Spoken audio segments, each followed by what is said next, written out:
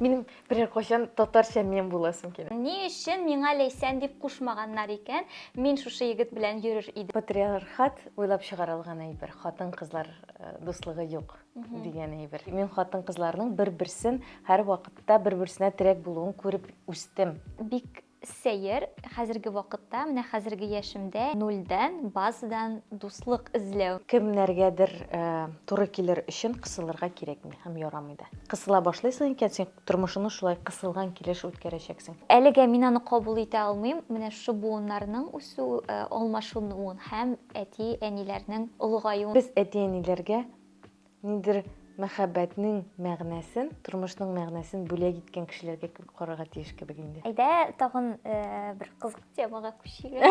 Шәхси тормыш. Әйе. Күңелем белән теләгән бер зур теләгем бар. Бик аңларга телим сезне иратлар.